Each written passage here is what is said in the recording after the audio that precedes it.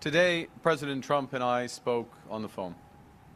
We had a very constructive discussion, and we agreed to begin comprehensive negotiations about a new economic and security relationship between our two sovereign countries immediately following the federal election. I made it clear that I will be working very hard with my colleagues behind me. I will be working very hard over the next month to earn the right to represent Canada in those discussions. Right now, as Canadians, we have to look out for ourselves, and we have to look out for each other. Canada is strong, but we're even stronger when we are united. And our response to these latest tariffs is to fight, to protect, and to build. It was, as I say, it was a very productive, his words very productive, mine very constructive. They mean the same thing.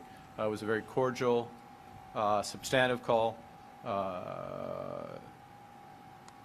Look, this was a call between two leaders of their respective governments, between two sovereign nations. It was a call focused on, the spirit of the call was both cordial and focused on making progress. And that's why you had several things. One is an agreement, which is what I wanted, what I think he wanted as well, and I've been clear about this for a number of weeks, to have a comprehensive discussion on our broader economic and security partnership. We agreed to that. As also to have intensive discussions between our ministers, including obviously the Minister of Foreign Affairs, who kindly is here, and who can withstand absolutely anything, including this. Elle travaille sans relâche, tout le temps, oui, absolutely, with her counterpart, Secretary Rubio. So those discussions will go on intensively. So positive, cordial, constructive, focused on action, exactly what we want. And did you and the premiers decide on anything in the meeting today? Well, the purpose of the meeting today, which was a little, just under an hour and a half, was to, largely for me to debrief the premiers on where we stood. Secondly, to hear directly from them on their perspectives on two things. One is on the countermeasures that the Government of Canada, these are decisions of the Government of Canada, countermeasures the Government of Canada could take. So wanted to have their input for that. It's very important. Secondly, to continue the discussion on how we're going to build this economy and to reinforce those discussions. And in both respects, it was very timely and helpful to have those discussions. Thank you. Good afternoon, Ashley Burke, CBC News. President Trump's tone changed today when he talked about Canada. It seemed more positive, and same thing with the call. Do you trust that? Is there a strategy there?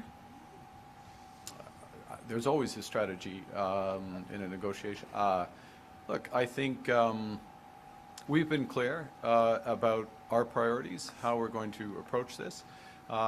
We've been clear that we have other options. We have other trading options, which we're going to continue to build, to be absolutely clear. We're going to continue to develop those trading options.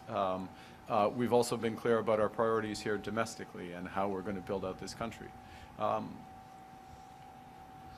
Perhaps there was a different impression before about how strong Canada really is.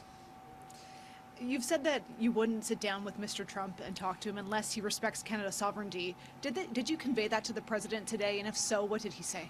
The President respected Canada's sovereignty today, both in his private and public comments. Mr. Carney, I want to ask you about Greenland. Vice President J.D. Vance is in Greenland today, reiterating their insistence that Greenland can't protect itself and that America basically ought to own the nation. What's your response to that? The outgoing Prime Minister of Greenland has criticized the rest of the world for not standing up more aggressively to these threats. So what would your position be, and how could you help Greenland push back against these threats? Look, I'll say the following. Obviously, we respect the sovereignty of Denmark, the sovereignty of Greenland by extension. We're an Arctic nation. What we have focused on most immediately, I'm going to use your question as an opportunity to underscore the major steps that this government has taken in the last 2 weeks to reinforce our Arctic sovereignty, a new over-the-horizon radar system that we put in place, troops, air, sea, and land troops, 365 days a year in the Arctic, protecting our Arctic. The commitments we made, granted, the commitments we will fulfill if we are re-elected, but the announcement we made just earlier this week in Halifax in terms of ships, Arctic-class destroyers, and Coast Guard cutters and beyond. So we are fully engaged, and in fact, I'm going to call out the Minister of Foreign Affairs who led the development of our Arctic strategy, and I will make a point about this actually, because I'm provoked. We developed, the Minister of Foreign Affairs, the previous government developed an Arctic strategy because they recognized some of these threats, the broader threats to our sovereignty. And it was mocked by the leader of the Conservative Party, current leader of the Conservative Party, whose idea was that Santa Claus was the biggest risk in the Arctic. The world has changed. It's more divided, it's more dangerous. The fact of your question suggests some of the big shifts. We take our responsibilities seriously. We're investing in security to protect Canadians, to assert our sovereignty as we should.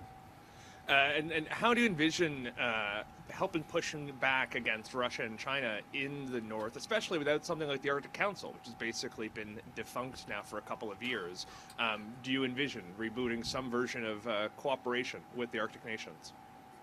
Well, we have, and as part of the reason, and it may seem like a small thing, and it was mocked by again, by the leader of the Conservative Party, who doesn't take any of his security responsibilities seriously, it's evident, but putting in place an Arctic ambassador, in part to invigorate the relationships we have with allies or like-minded countries in the Arctic. That Russia is not in any way, shape, or form one of those countries. Thank you.